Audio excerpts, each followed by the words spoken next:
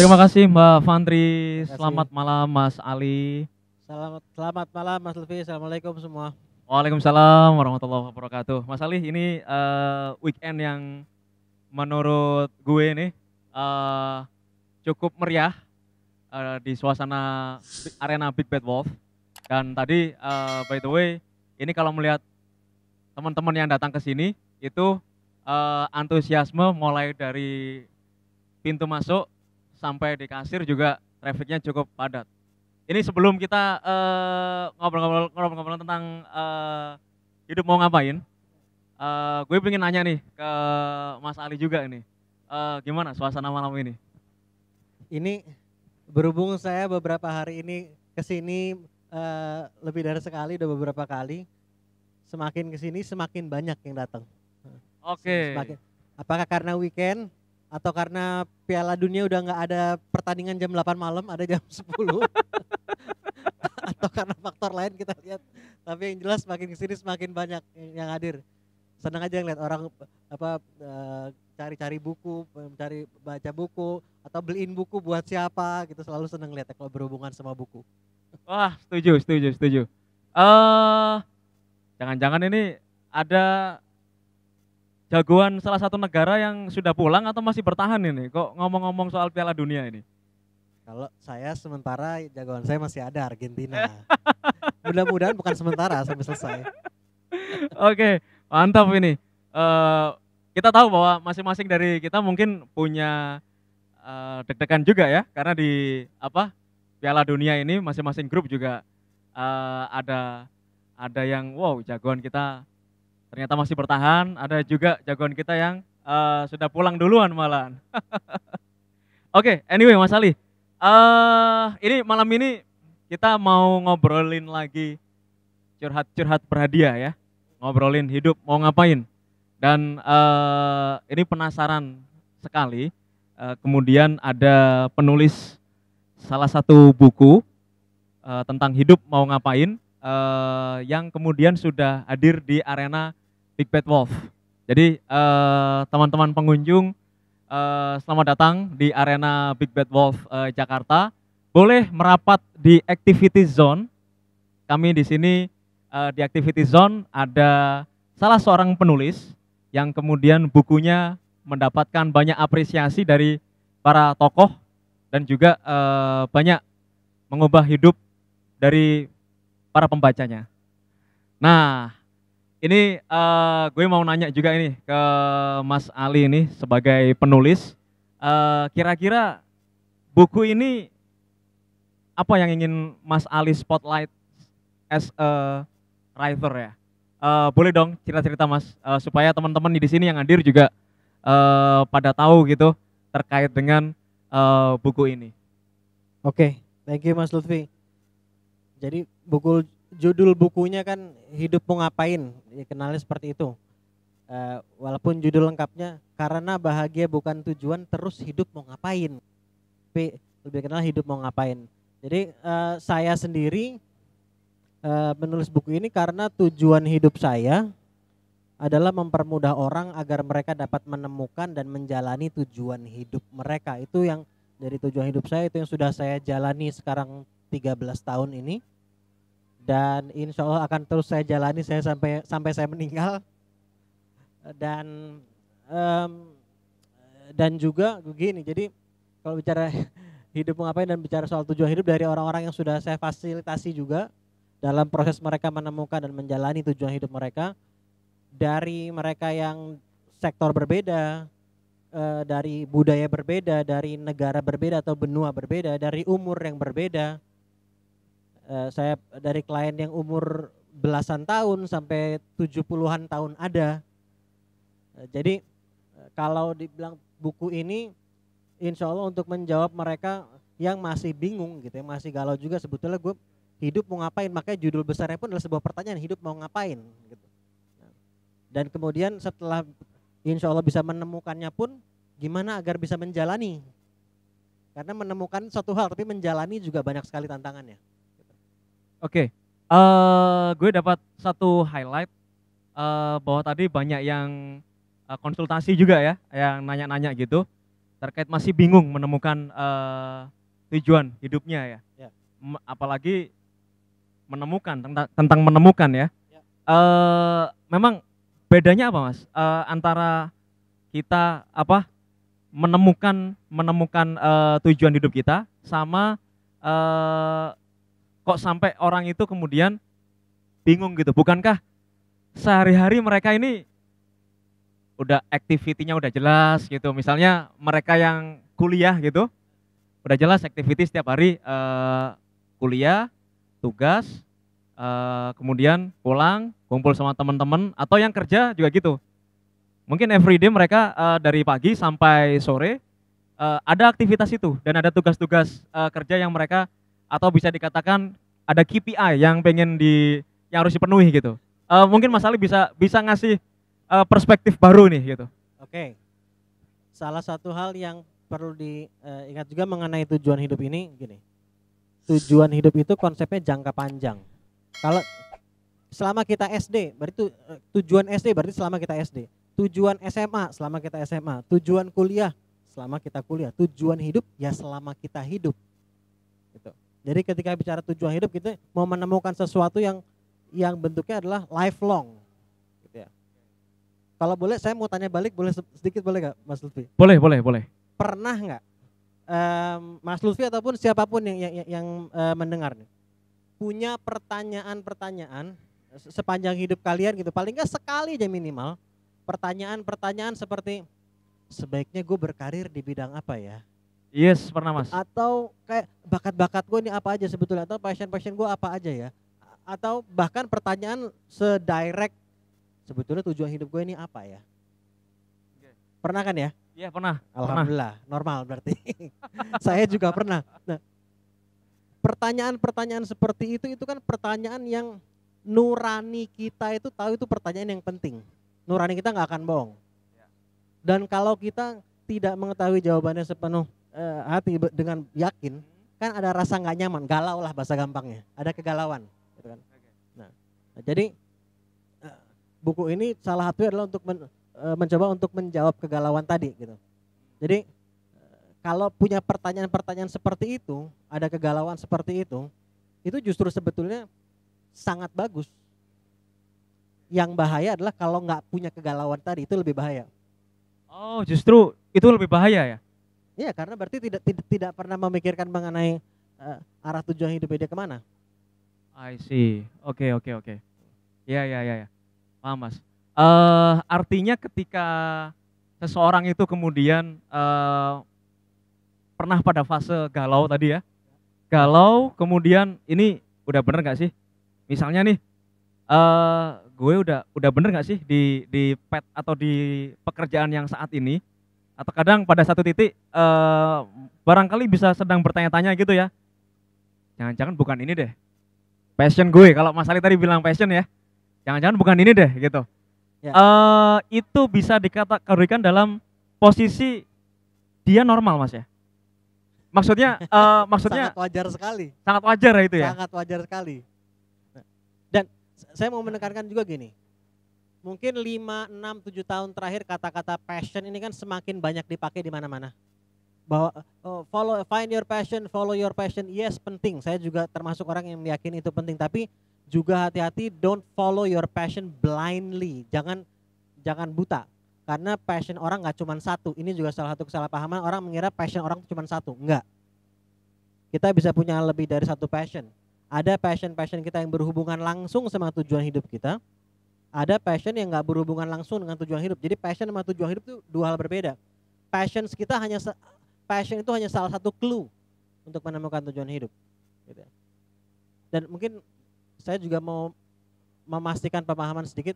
Ketika saya bilang tujuan hidup, ini kan topiknya berat ya, kita weekend malam-malam bahas tujuan hidup.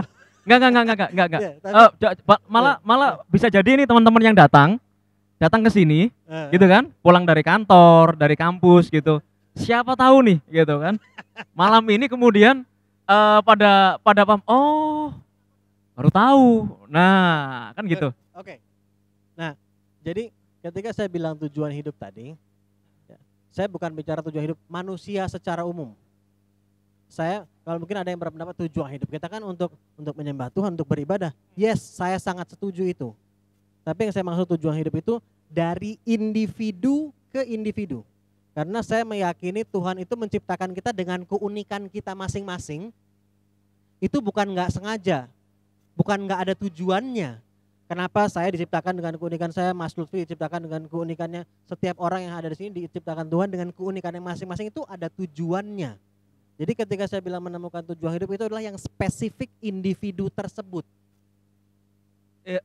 Itu artinya bisa ditemukan dengan cara dia mengenali personalnya dia, atau kemudian ada yang memang di-trigger untuk mencapai satu goals, Ya.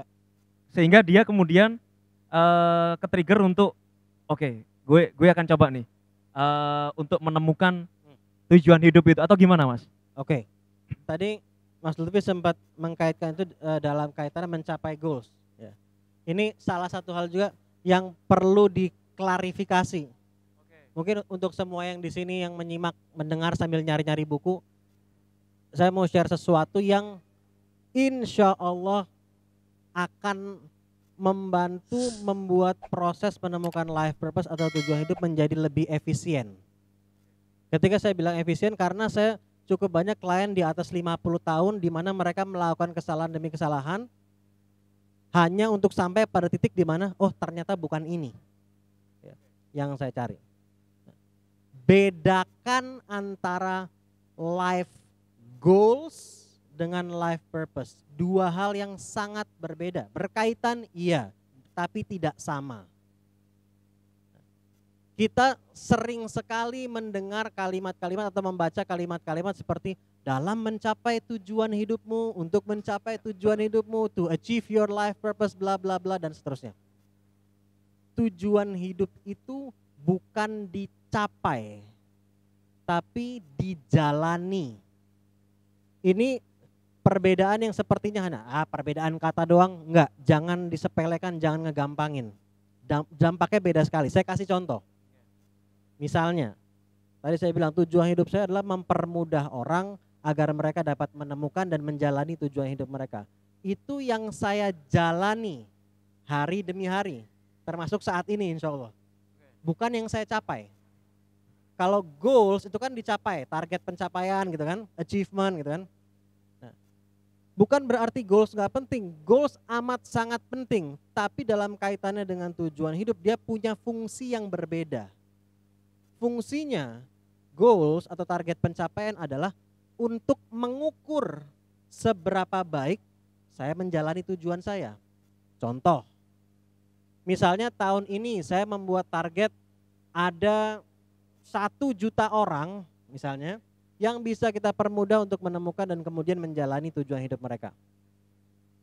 Di akhir tahun saya evaluasi dong, tercapai atau tidak target 1 juta tadi kan. Nah, tercapai atau tidaknya target 1 juta tadi itu kan mengukur seberapa baik tahun ini saya menjalani tujuan saya. Tapi angka 1 juta itu sendiri itu bukan tujuan hidup saya, it's just a goal, it's a very important goal, tapi it's just a goal, bukan life purpose.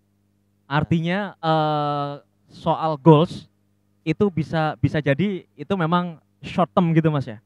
Bisa short term, bisa long term. Bisa long term.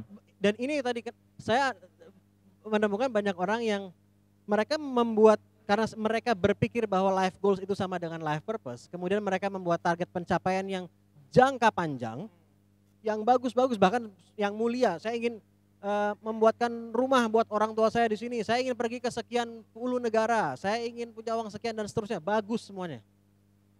Tapi ketika mereka berpikir itu adalah life purpose, mereka kemudian put effort yang cukup besar untuk berusaha untuk mencapainya, waktu dan tenaga untuk mencapainya, dan kemudian berhasil mencapai, seneng kan?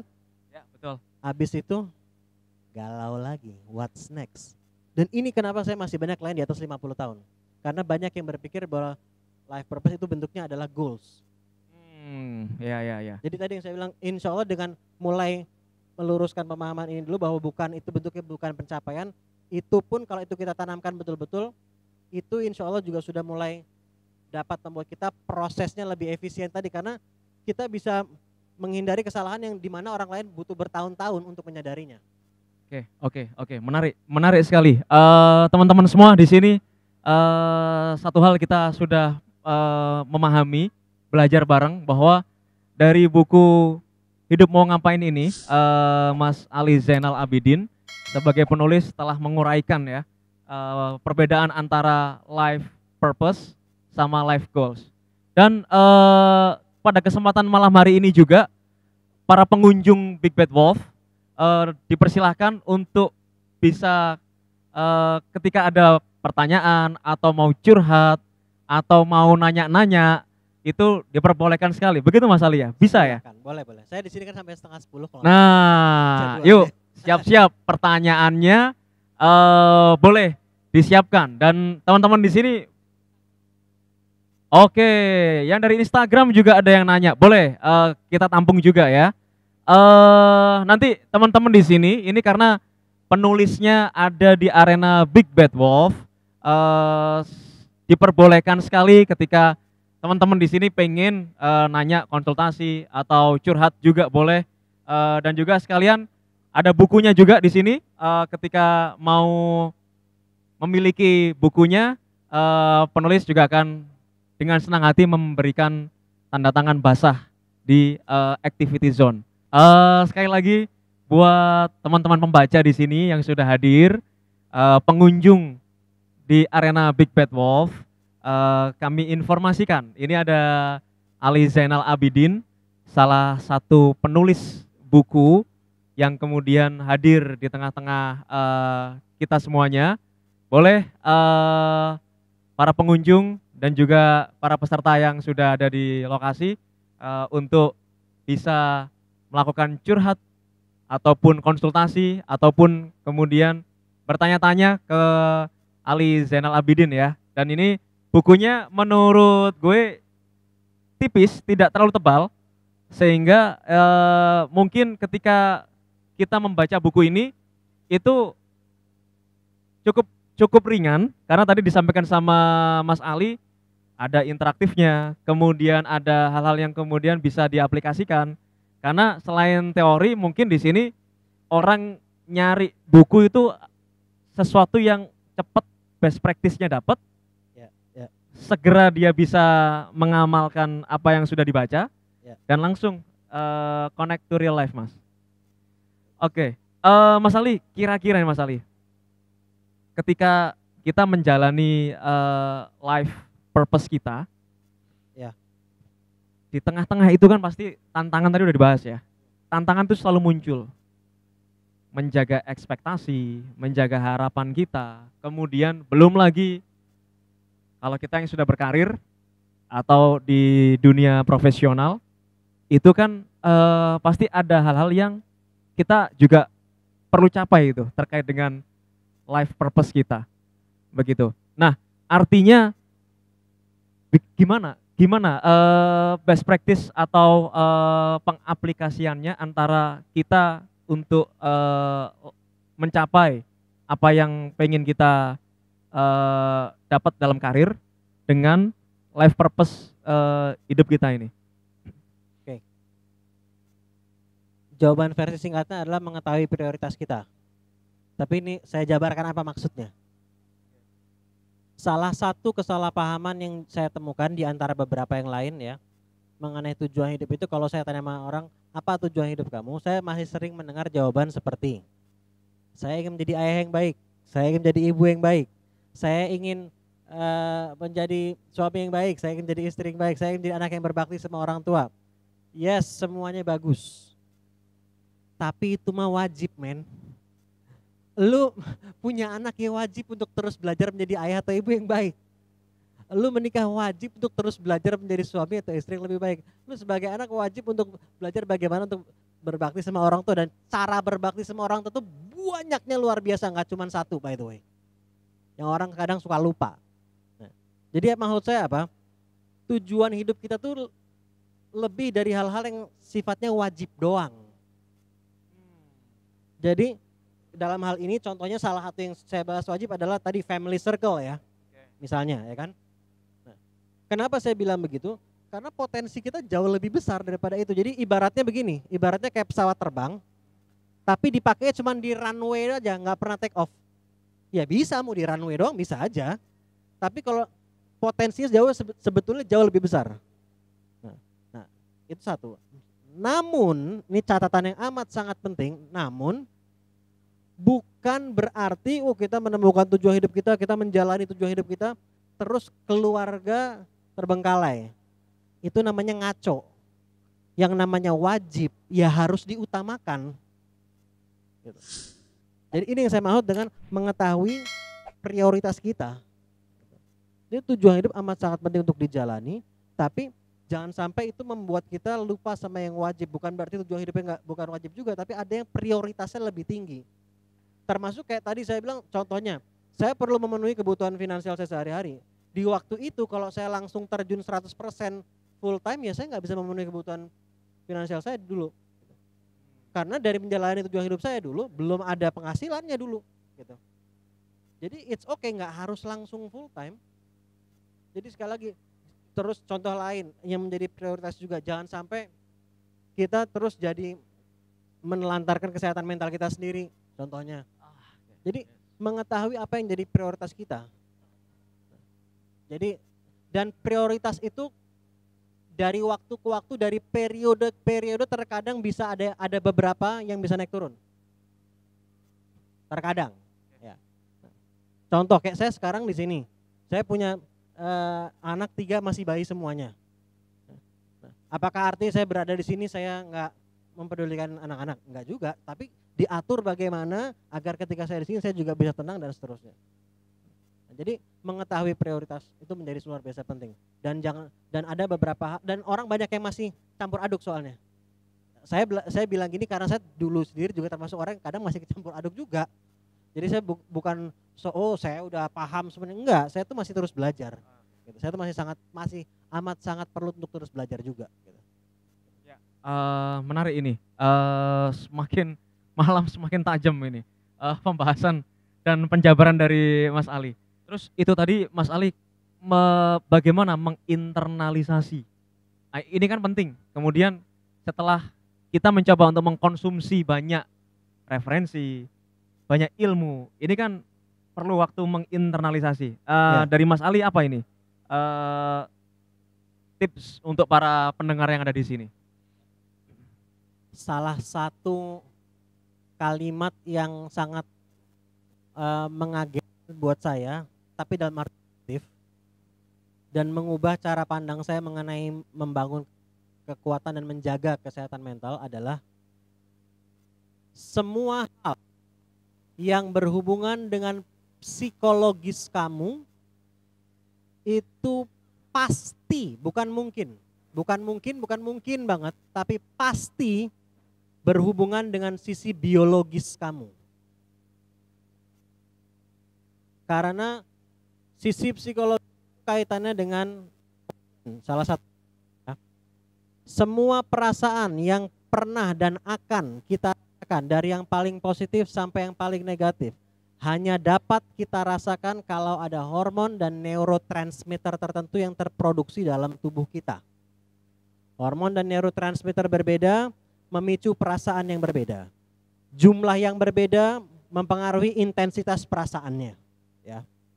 Nah, jadi mempelajari hal ini menjadi luar biasa penting karena kita jadi lebih paham, kita bisa lebih cerdas mengelola sisi psikologis kita karena kita tahu cara apa yang terjadi dalam tubuh kita. Jadi ngehacknya lah, cara kita ngehack bisa jadi lebih efektif. Nah, itu yang pertama. Contoh nyatanya dalam kaitannya sama pertanyaan tadi adalah ternyata ini biologi nih ya. Otak kita tidak bisa membedakan sesuatu yang nyata betul-betul terjadi atau hanya kita bayangin doang. Dengan satu catatan penting.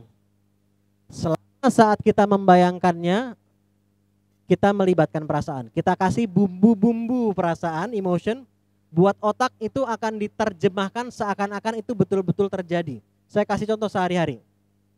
Misalnya, kita mengingat sesuatu yang terjadi di masa lalu yang membuat kita sedih. Kalau kita benar-benar mikirin banget, lama-lama kita akan merasa sedih. Atau kita memikirkan sesuatu yang terjadi di masa lalu yang membuat kita ketawa-ketawa terbahak-bahak. Kalau kita betul-betul memikirkan terus, lama-lama kita mulai ketawa-ketawa sendiri. Kok bisa? Kan kejadiannya udah lewat. Karena saat kita membayangkan, kita melibatkan perasaan, sehingga oleh otak diterjemahkan seakan-akan itu sedang terjadi kembali, sehingga otak memerintahkan tubuh untuk memproduksi hormon dan neurotransmitternya, sehingga perasaannya dapat kita rasakan kembali, meskipun kejadiannya sudah lewat. Itu masa lalu. Gimana kalau masa depan? Pernah nggak? Saya yakin semua orang di sini pasti pernah. Mau ketemu seseorang besok atau lusa atau minggu depan atau bulan depan, belum ketemu orangnya, udah deg-degan duluan, Udah deg-degan dulu. atau males duluan, atau excited duluan, pernah kan? Kok bisa? Kan orangnya nggak di depan kita. Kadang-kadang ntar mau ngapain ya? Nah, kan gitu kan? Kenapa bisa begitu? Karena tadi saat kita membayangkan ketemu orang tersebut, mungkin tanpa kita sadar kita ngasih bumbu-bumbu perasaan, ya kan? Melibatkan perasaan, sehingga oleh otak diterjemahkan, oh ini terjadi sekarang.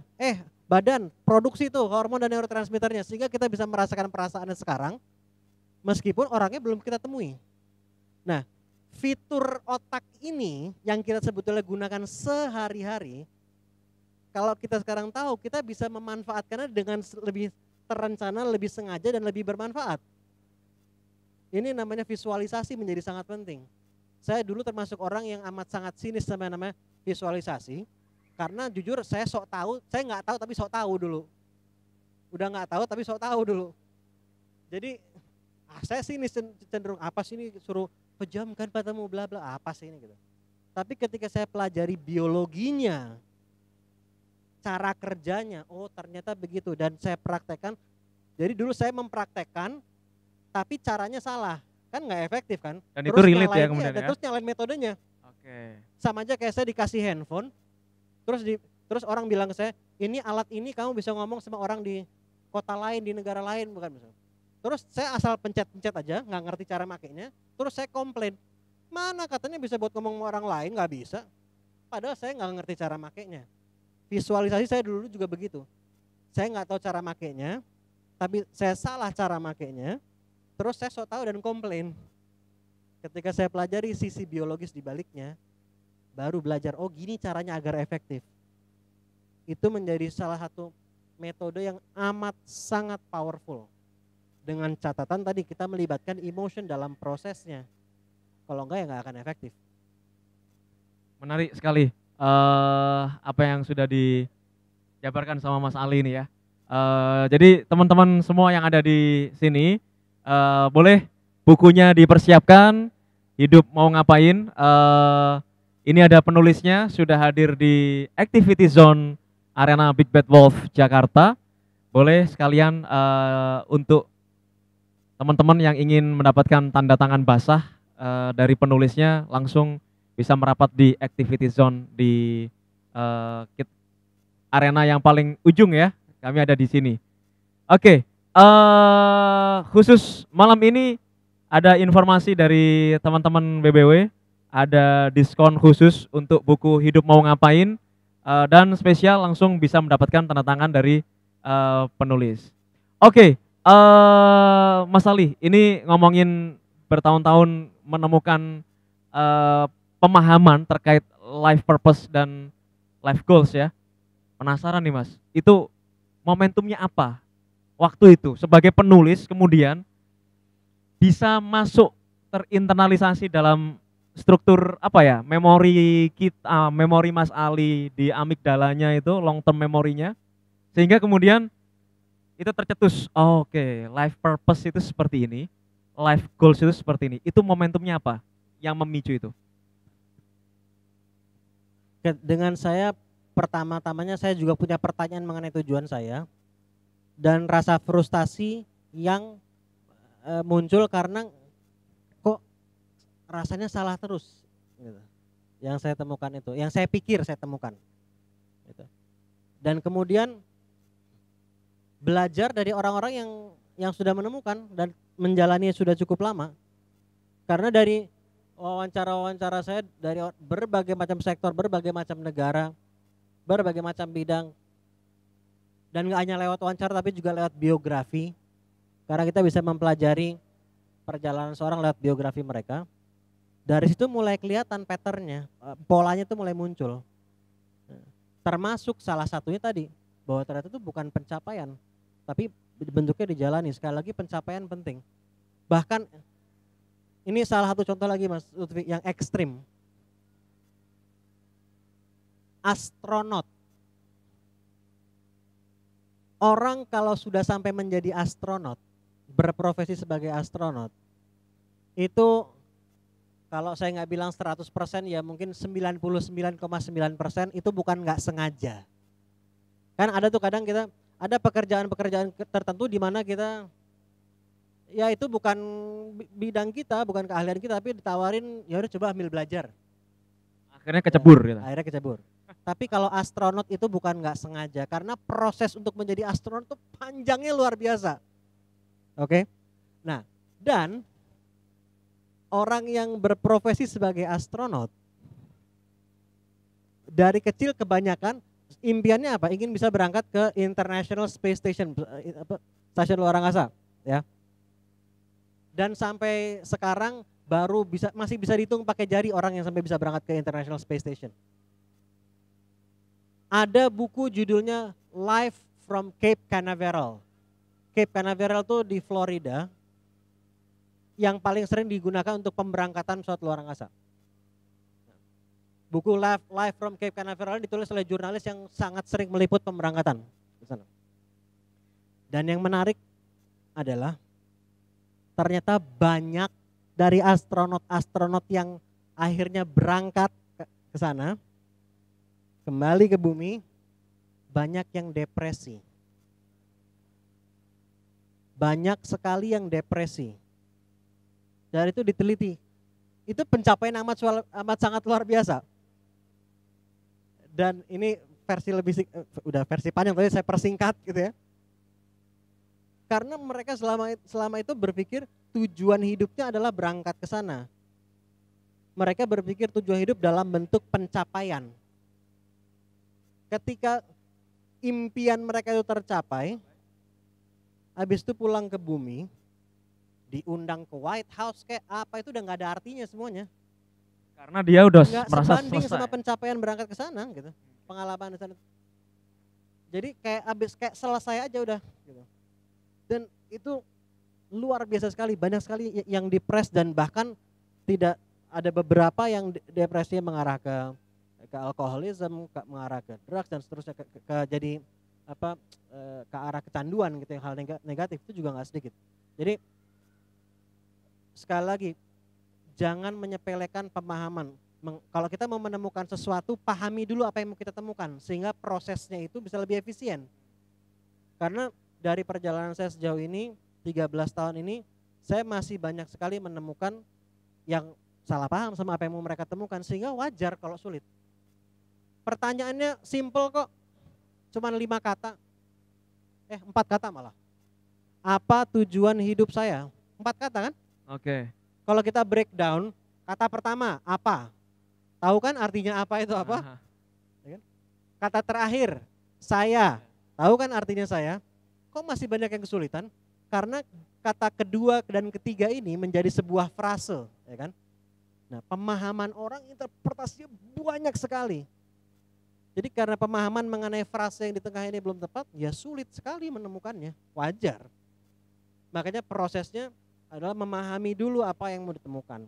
Dan bagian penting dari memahaminya ternyata adalah untuk meluruskan, karena sudah cukup banyak kesalahpahaman. Termasuk soal bahagia tadi itu sendiri. Mengenai happiness itu sendiri.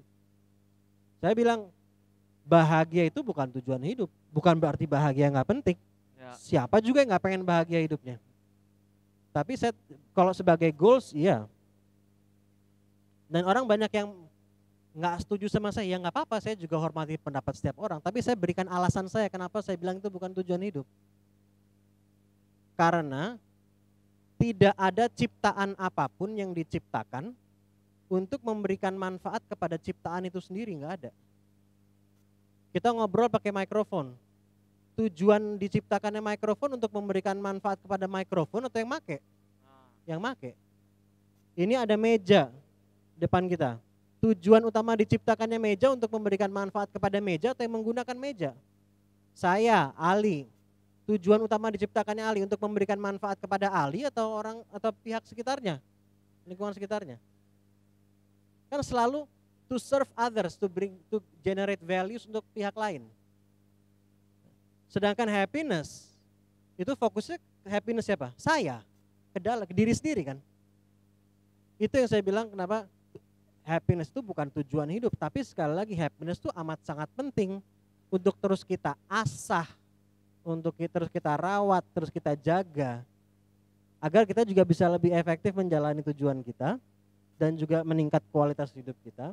Tapi jangan sampai itu disalahpahami sebagai life purpose. Jadi itu menjadi salah satu kesalahpahaman di antara beberapa yang lain lah mungkin. Ya, menarik. Nggak kelamaan. Artinya one step ahead, satu buku baru lagi harus menuliskan terkait dengan generate value, Mas.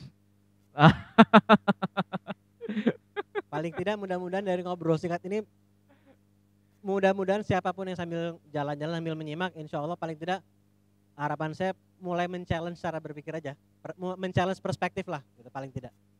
Karena nggak harus langsung jawabannya ketemu sekarang kan gitu kan. Ya betul. Karena proses itu kan harus dijalani juga gitu. Dan itu tadi seperti yang sudah dijabarkan panjang lebar sama Mas Ali, bagaimana kemudian proses menemukan life purpose, kemudian life goals-nya cukup banyak, apalagi diceritakan tadi pengalaman-pengalamannya gitu. Oke, terima kasih Mas Ali Zainal Abidin, salah satu penulis buku inspiratif Hidup Mau Ngapain. Jadi buat teman-teman semuanya, pengunjung Big Bad Wolf Jakarta, kali ini di malam ini kita kedatangan salah satu penulis buku Hidup Mau Ngapain. Bisa langsung datang ke Activity Zone. Ini penulis akan melakukan book signing, memberikan tanda tangan basah kepada setiap pengunjung yang ingin mendapatkan buku Hidup Mau Ngapain. Malam ini ada diskon khusus buat para pengunjung Big Bad Wolf. Jadi dipersilahkan, dan terima kasih Mas Ali sudah share banyak hal di acara sesi malam ini. Mudah-mudahan teman-teman yang sudah hadir, yang sudah tanya-tanya, baik yang di Instagram juga, terima kasih sudah banyak yang kemudian dijawab tadi ya, pertanyaan-pertanyaan yang masuk oleh Mas Ali. Sekali lagi gue ngingetin ke para pengunjung di Big Bad Wolf, malam ini Ali Zainal Abidin, salah satu penulis buku Hidup Mau Ngapain, baru saja share dan juga berbagi ilmunya kepada kita semua. Satu statement Mas Ali sebelum kita tutup untuk para pengunjung Big Bad Wolf terkait dengan buku Hidup Mau Ngapain, apa yang mau disampaikan? Statement ini kayaknya ini ya, ada pressure nih. Statement penutup tuh biasa harus yang bagaimana gitu. Oh. Nggak, tapi sebelum itu saya juga mau mengucapkan terima kasih buat semua yang hadir di sini. Buat yang di sosial media juga, yang live juga, terima kasih banyak. Mudah-mudahan kalian sehat walafiat semuanya, keluarganya sehat walafiat semuanya. Amin. Teman-temannya sehat walafiat semuanya. Kalau ada yang kurang sehat juga insya Allah segera pulih. Amin. Nah, statement terakhir. Oke. Statement terakhir buat saya sih gini, kaitannya sama tujuan hidup tadi ya. It's okay kalau saat ini belum tahu, nggak apa-apa gitu. Yang penting adalah berproses untuk menemukan dan kemudian menjalani. Sekali lagi saya ada klien saya yang datang di umur 73 tahun. 73 tahun. 73 tahun. Apa yang dia cari, Mas? Masih ada kegalauan, tapi saya sangat luar biasa respectnya dan luar biasa karena di umur 73 tahun itu masih bersemangatnya luar biasa.